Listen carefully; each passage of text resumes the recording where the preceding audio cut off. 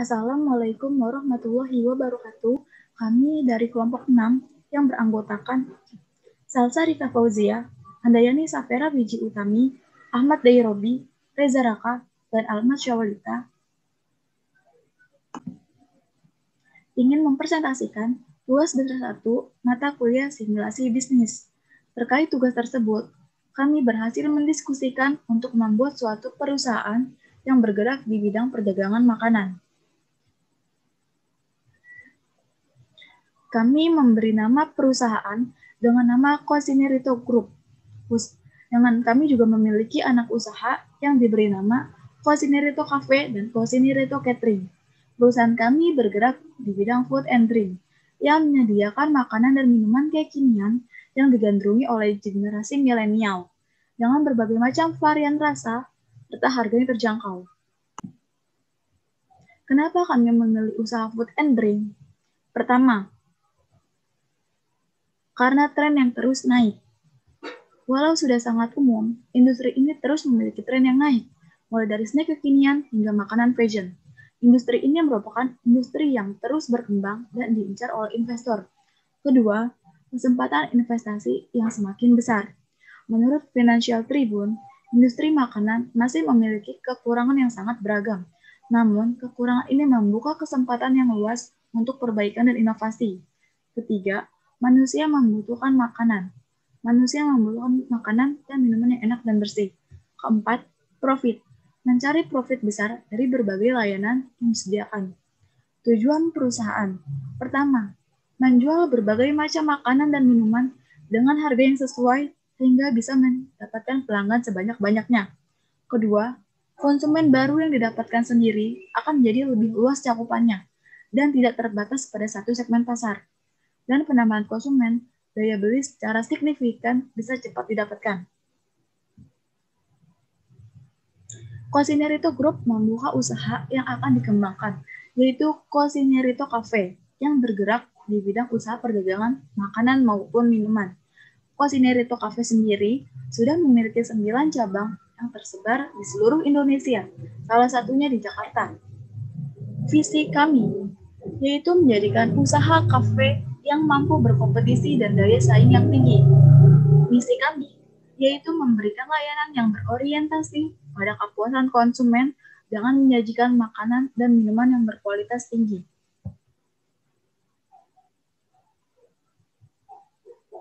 Salah satu lokasi kafe berada di sekitar sentral bisnis daerah Sudirman. Kenapa kami memilih lokasi tersebut? Karena lokasi tersebut mayoritas pengunjungnya dari berbagai kalangan, mulai dari anak sekolah, mahasiswa, sampai pekerja kantor. Lokasi bisnis yang tepat diharapkan dapat memenuhi harapan pengusaha untuk menarik konsumen dalam rangka mendapatkan keuntungan dan sebaliknya, apabila terdapat kesalahan dalam pemilihan lokasi akan menghambat kinerja bisnis dan secara otomatis keuntungan maksimal tidak akan dapat dirasakan oleh pengusaha tersebut. Maka, pemilihan lokasi bisnis yang dekat dengan target pasar serta ketersediaan infrastruktur yang memadai merupakan sebuah strategi yang juga dapat memudahkan konsumen untuk mendapatkan produk atau jasa yang diinginkan. Kami juga membuat strategi untuk menarik pelanggan dengan cara, pertama, membuat konsep kafe yang unik. Konsep di sini maksudnya adalah ciri khas yang dimiliki oleh kafe. Kafe kami bertema Instagramable, jadi sangat cocok untuk dijadikan tempat berfoto. Kedua, mempercantik tampilan interior kafe. Tampilan interior yang cantik tentu akan memikat serta membuat penasaran khalayak yang lewat di depan kafe. Kami menggunakan tampilan interior yang simpel, namun tanpa menghilangkan kesan elegan, sehingga membuat kafe terasa lebih nyaman. Ketiga, ciptakan menu yang lezat. Pada umumnya, sebuah kafe ramai dikunjung oleh konsumen karena kafe tersebut memiliki hidangan yang lezat. Makanan yang menggugah selera tentunya akan membuat kafe digandrungi oleh banyak konsumen. Tentu kami juga memiliki menu khas yang menjadikan ciri khas dari kafe kami. Keempat, bagikan contoh produk gratis kepada konsumen. Dari sampel gratis yang diberikan secara tidak langsung akan mendorong para konsumen untuk ingin mengetahui dan mengenal lebih jauh tentang produk yang ditawarkan. dan tidak menutup kemungkinan bila banyak konsumen yang akhirnya membeli produk setelah mendapatkan sampel gratis. Kelima, berikan inovasi baru yang belum dimiliki produk lain. Dengan adanya inovasi baru pada produk menjadi salah satu kelebihan yang dapat dijadikan sebagai modal usaha. Ketika produk memiliki nilai lebih dibandingkan produk lainnya, maka peluang konsumen untuk membeli produk semakin terbuka lebar dan penjualan dapat meningkat seiring bertambahnya jumlah konsumen. Bisnis kami memiliki target pelanggan dengan spesifikasi yang telah ditetapkan dan memiliki potensi yang besar, yaitu pertama, pekerja kantoran yang menetap di sekitar kafe kami. Kedua, pelajar dan mahasiswa, di mana biasanya banyak pelajar maupun mahasiswa datang ke kafe sekedar untuk mengobrol atau mengerjakan tugas. Dan kafe kami buka pada pukul 11 pagi hingga 10 malam. Perkenalkan, nama saya Handayani Safera dan saya akan melanjutkan presentasi dari teman saya yaitu Salsa Rizka. Saya akan menjelaskan tentang PT Consunerito juga membuka usaha yang akan dikembangkan dan diberi nama Consunerito Catering yang akan melayani pemesanan berbagai macam masakan, baik minuman maupun makanan, baik untuk pesta ataupun untuk penunjang kebutuhan serta instansi. Dan jumlah Consunerito Catering sudah mencapai 5 toko yang tersebar di berbagai daerah di Indonesia. Salah satunya yaitu di Jakarta. Salah satu lokasi catering kami berada di sekitar sentral bisnis, yaitu terletak di daerah Sudirman, Jakarta. Waktu buka catering kami dari pukul 8 pagi hingga 10 malam. Bisnis kami memiliki target pelanggan dan spesifikasi yang telah ditetapkan dan memiliki potensi yang besar, yaitu acara kantoran, prasmanan, serta untuk pekerja kantor. Menjalankan usaha catering ini bisa dijalankan dimanapun tanpa ada masalah, baik di kota maupun di desa. Bisnis catering bisa dijalankan. Namun akan lebih baik bila mencari lokasi usaha catering yang dekat dengan perkampungan atau perkotaan padat penduduk. Selain itu, strategis sehingga siapapun bisa melihat usaha catering yang kita jalankan, sehingga akan banyak konsumen yang akan menggunakan jasa catering kami. Untuk harga, apabila bisnis catering dijalankan ini tergolong pemula, maka usahakan untuk mematok harga yang terjangkau dan tidak terlalu mahal. Oleh karena itu, beri harga yang terjangkau namun memiliki kualitas bagus. Perhatikan menu catering yang berkualitas dengan memberikan rasa yang lezat dan enak. Tujuan bisnis catering tidak lebih dan tidak lain adalah untuk memperoleh keuntungan. Selain itu, ada beberapa alasan kami untuk melakukan bisnis catering ini. Yang pertama yaitu modal relatif kecil dengan keuntungan besar. Karena adanya modal yang relatif kecil dan mendapatkan keuntungan yang besar, dengan begitu modal utama akan lebih dapat cepat kembali dan keuntungannya bisa digunakan untuk memperluas bidang catering kami. Selain itu, banyaknya demand atau permintaan kebutuhan masyarakat akan makanan pada setiap harinya, sehingga akan menjadikan bisnis catering ini menjadi usaha yang menjanjikan. Cukup mengeluarkan budget yang lumayan kecil untuk melakukan promosi awal dengan menyiapkan sajian dan berbagai menu catering. Lakukan promosi melalui keluarga, rekan kerja, tetangga, rumah, hingga sosial media, sehingga bisa menjadi awal untuk memulai usaha catering kami ini. Yang kedua yaitu bahan baku mudah untuk didapatkan. Untuk membuka bisnis kuliner, hal yang paling penting adalah dari bahan baku yang bisa didapat dan semudah apa bahan tersebut bisa didapatkan atau dibeli. Yang harus diperhatikan pada saat membuka usaha catering adalah lebih baik jika memilih bahan baku yang berkualitas dan segar, supaya bisa menghasilkan rasa yang nikmat dan lezat. Bahan baku catering dibutuhkan sesuai dengan menu yang ditawarkan. Ada berbagai jenis yang bisa ditawarkan, mulai dari nasi goreng, nasi uduk, mie goreng, ayam goreng, telur balado, rendang, sop, dan sebagainya.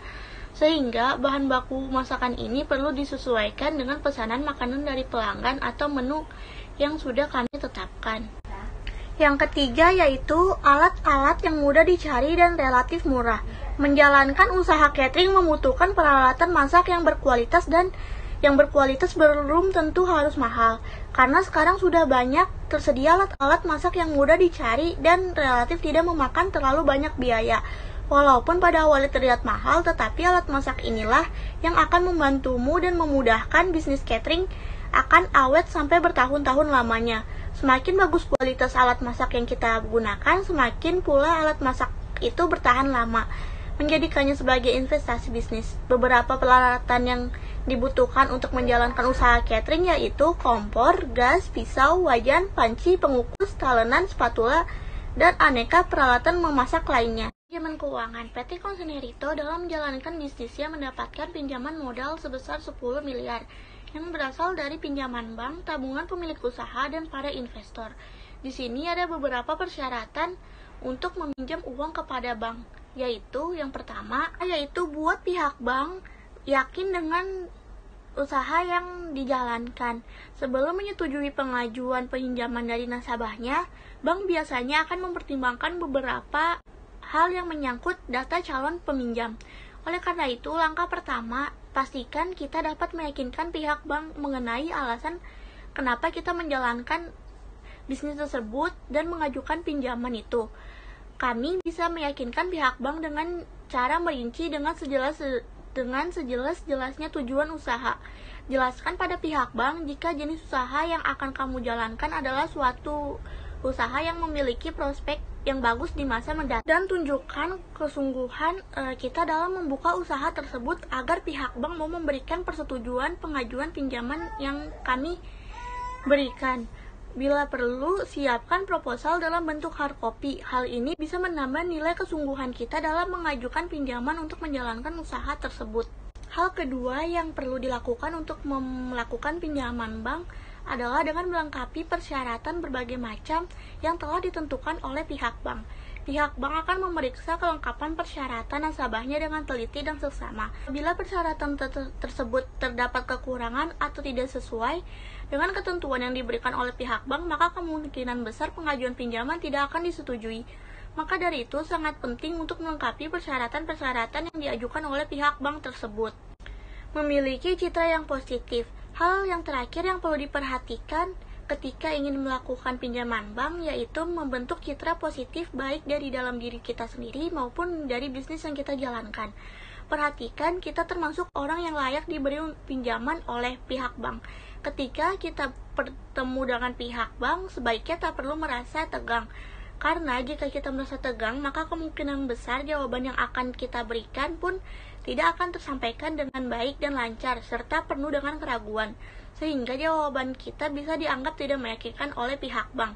Oleh karena itu, bersikaplah dengan sewajarnya saja, supaya pihak bank mau mempertimbangkan tujuan kita mengajukan pinjaman tersebut. Tabungan pemilik usaha. Tabungan bisnis atau tabungan pemilik usaha adalah sebuah jenis tabungan yang diperuntukkan bagi perusahaan atau perorangan pelaku bisnis yang memberikan suku bunga lebih kompetitif dibandingkan dengan tabungan lainnya. Tabungan bisnis juga dilengkapi dengan fitur fleksibilitas yang dapat mendukung kelancaran transaksi bisnis Anda.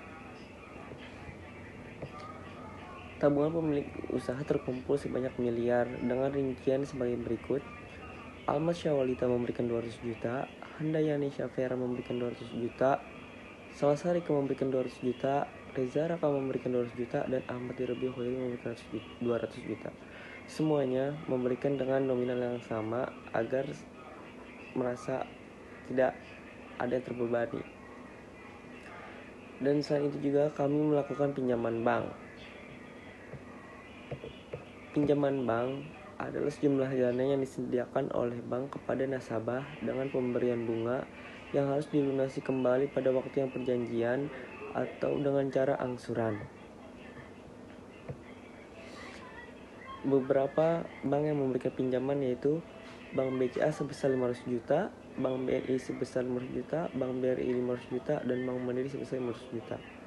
Total yang dihasilkan dari pinjaman bank sebesar 2 miliar dan dari tabungan pemilik usaha sebesar 1 miliar. Itu dana tersebut digunakan untuk membangun sebuah perusahaan. Investor adalah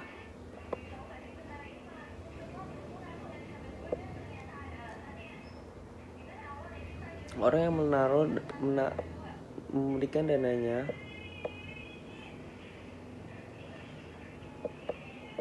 Investor adalah mereka yang menaruh uang miliknya ke sebuah perusahaan sebagai bisnis dengan harapan akan mendapatkan pengembalian atau keuntungan di masa depan. Tujuan utama dari investor tentu saja meminimalisir risiko di saat yang sama memaksimalkan keuntungan. Investor berbeda dengan spekulan, di mana nama kedua ini adalah orang yang nekat berinvestasi di aset apapun meski berisiko dengan harapan keuntungan tinggi. Dan ada beberapa yang menginvestasikan asetnya kepada perusahaan kami, contohnya S Ventures, dari S Ventures sebesar 2 miliar. Jadi S Ventures itu adalah perusahaan modal ventura asal Indonesia yang didirikan oleh Wilson Cuaca, Batara Eto, dan Taiga Matsuyama, yang aktif memberikan sejak 2009. S Ventures merupakan salah satu investor tahap awal yang beroperasi paling lama di Asia Tenggara.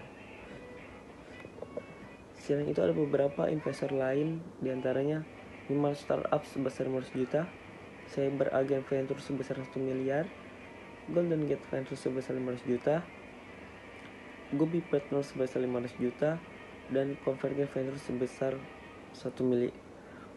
Ventura Gobi Partners sebesar 500 juta, Venture Capital sebesar 1,5 miliar, Convergent Ventures sebesar 1 miliar. Total keseluruhan dari pinjaman investor yaitu 7 miliar yang digunakan untuk membangun 9 kafe dan 5 catering. Secara keseluruhan, Cosinerito Group telah mendapatkan modal 10 miliar dari pinjaman bank maupun para investor. Selanjutnya itu ada manajemen produksi.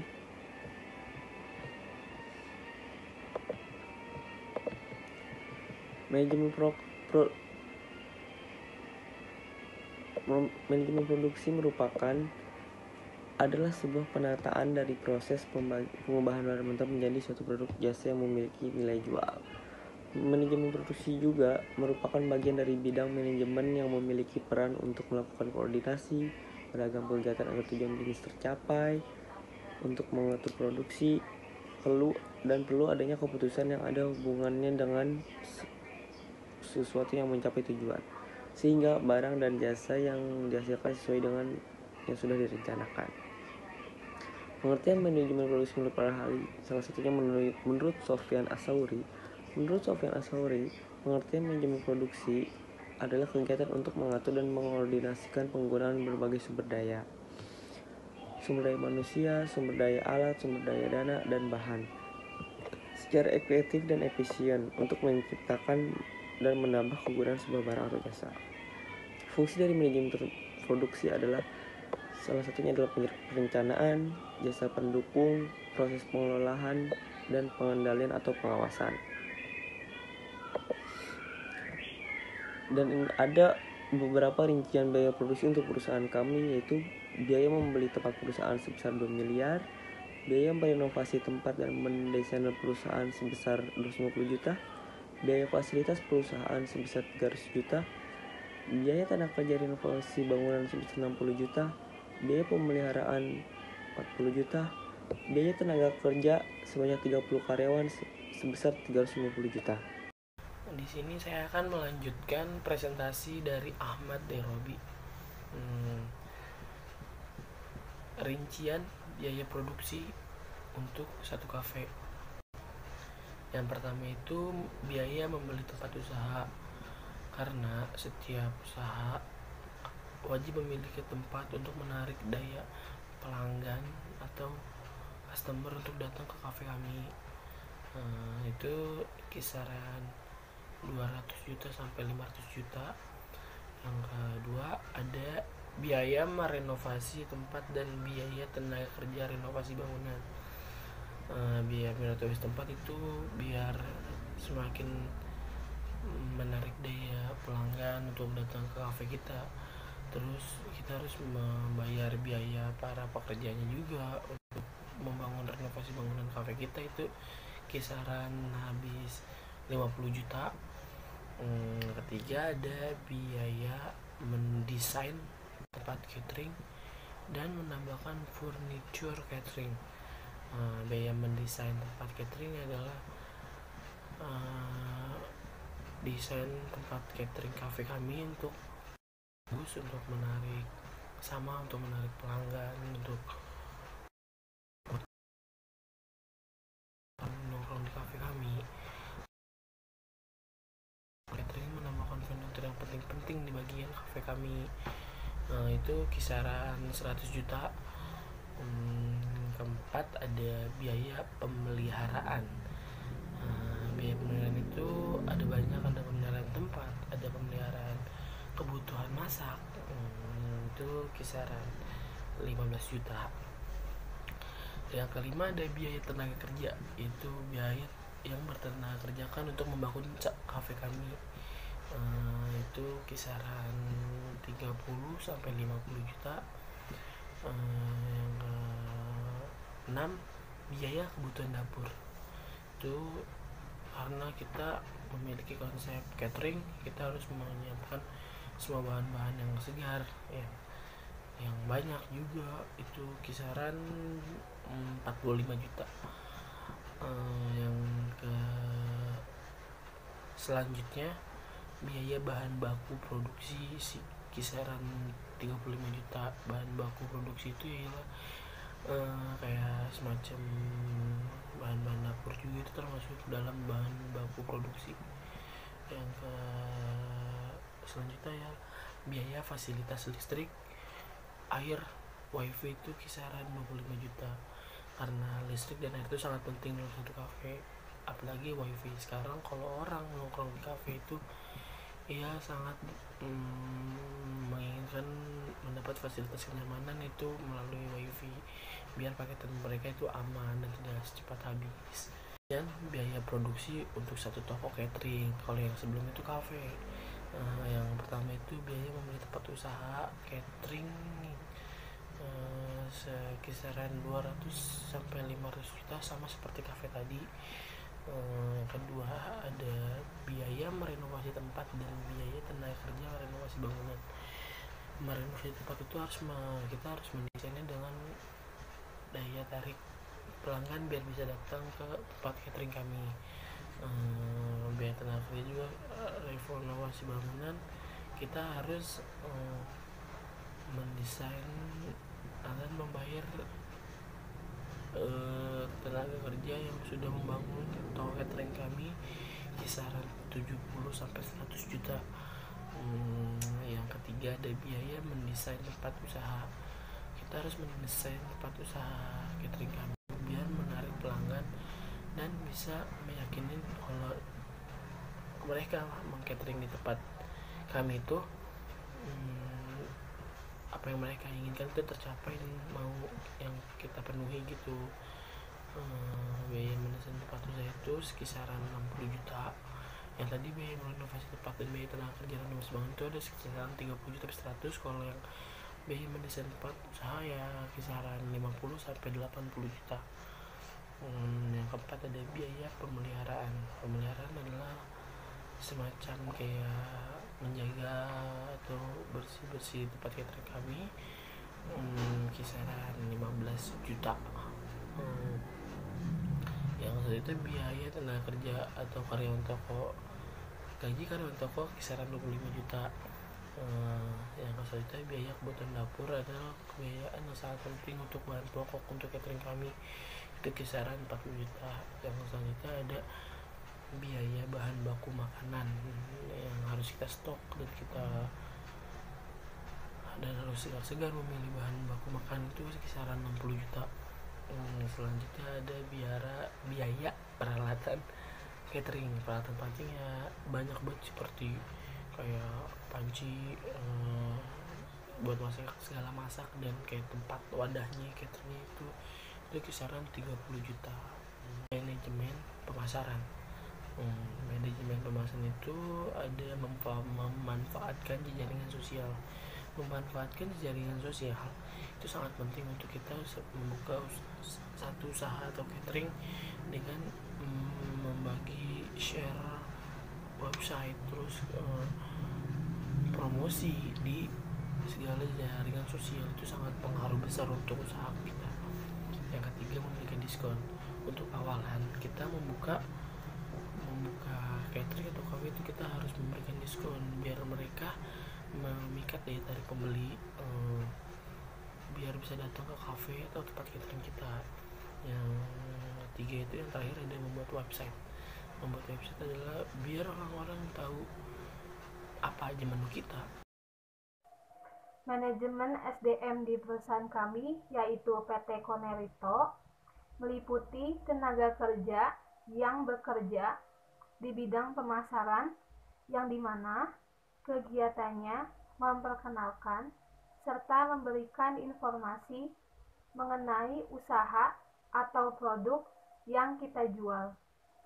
Serta tugas lainnya yaitu melakukan riset, yang dimana untuk mendapatkan informasi mengenai pasar target dari sebuah produk perusahaan.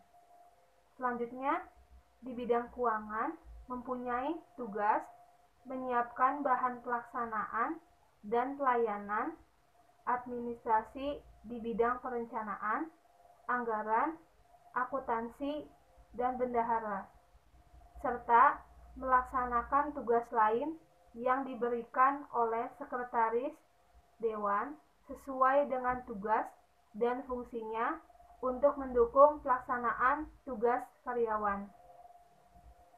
Selanjutnya, di bidang administrasi, yang dimana kegiatannya meliputi catat-mencatat, surat-menyurat, pembukuan, ketik-mengetik, agenda, dan mengkoordinasi dengan staf administrasi atau sekretaris divisi jika ada meeting atau kegiatan lainnya, serta mengumpulkan dan menyusun dokumen dan menyiapkan tiket atau akomodasi untuk kegiatan kerja atau kunjungan di luar kota.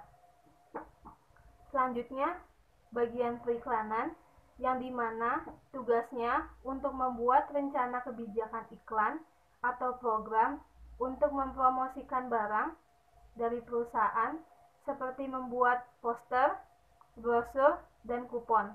Dan tugas lainnya yaitu merencanakan persiapan iklan dan menyiapkan materi promosi untuk meningkatkan penjualan produk.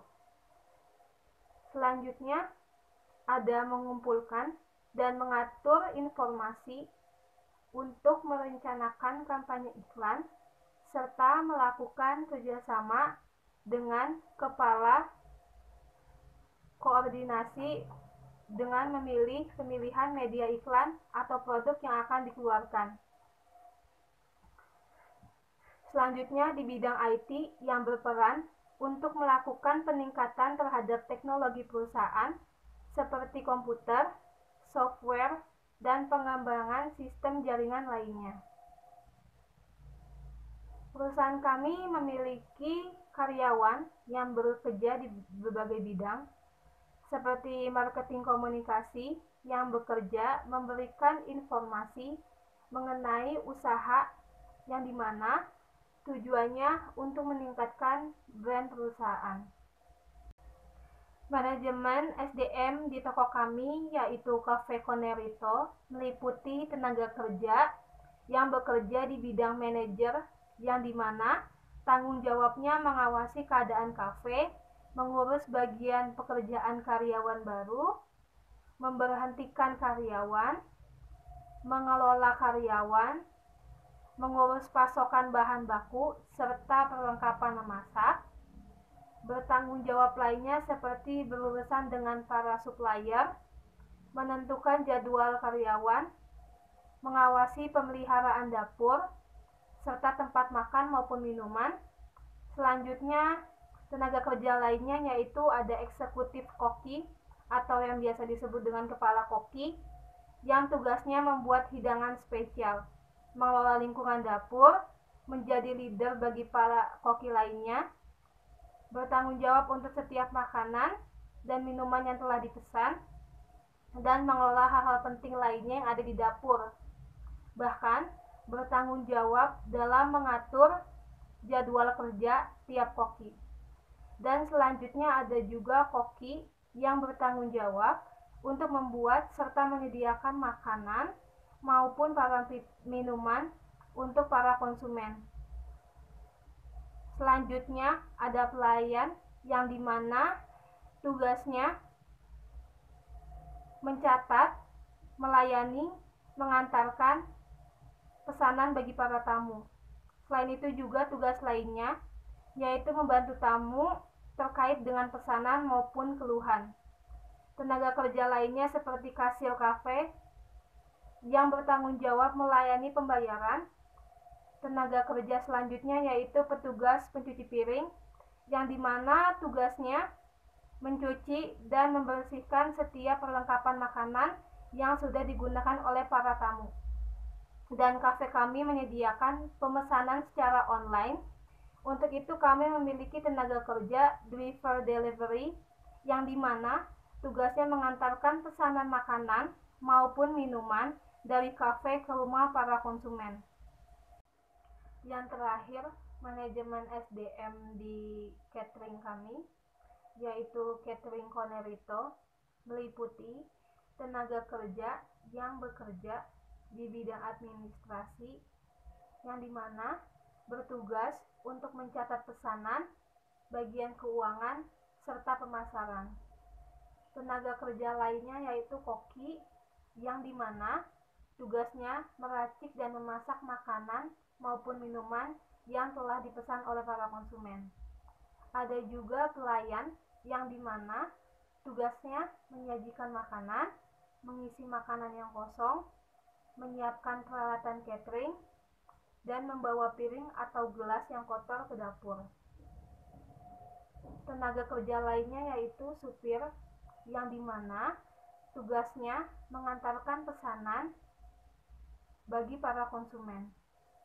Yang terakhir, tenaga kerja lainnya yaitu pembantu umum, yang dimana tugasnya membantu dalam hal memasak, menyiapkan barang, menyiapkan makanan, serta pengemasan makanan. Tenaga kerja di perusahaan kami, baik di perusahaan Cafe Konerito maupun catering, memiliki tanggung jawabnya masing-masing, yang dimana tujuannya dari pembagian kerja tersebut agar setiap pekerjaan dapat dikerjakan dengan cepat dan tidak ada kendala, sehingga tujuan perusahaan yang telah ditetapkan dapat tercapai dan mendapatkan hasil yang memuaskan. Pembagian kerja di perusahaan kami telah disesuaikan dengan kemampuan tenaga kerja kami, dan kami pun berupaya melihat kekurangan dan kelebihan dari karyawan kami dalam hal bekerja, di mana sebagai evaluasi jika terdapat suatu masalah dalam pembagian tugas.